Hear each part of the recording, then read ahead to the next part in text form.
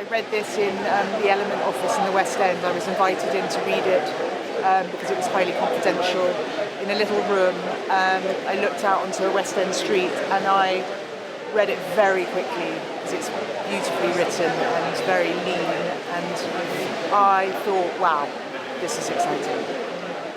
It really is an ensemble, and it had sort of stages to it. The casting process is quite staggered, which in a way has really served it well. I guess there's the sort of immediate family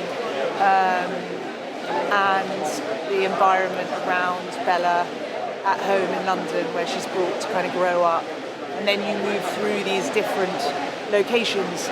So I think that we embrace the casting in those stages, but putting together the sort of core lead cast was a kind of piece by piece, and actually it became very important to put Duncan in place before we put Rami's character into the equation. And those are the things that you only realise by starting to talk about actors and talk to actors who Yorgos might want to pursue.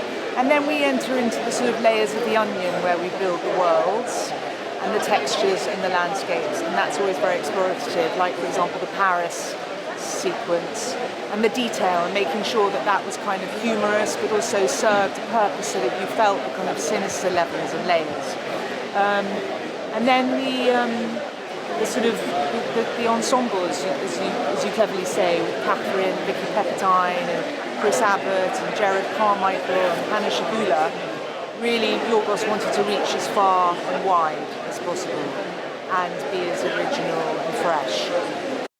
Everybody has just come together. It's like a great pop song, you know, when it just works, you nail it, and it's an everlasting tune in your head. And I think that's what's so significant about this cast. And not everything was a no-brainer, not everything was straightforward, and there were various journeys we went on.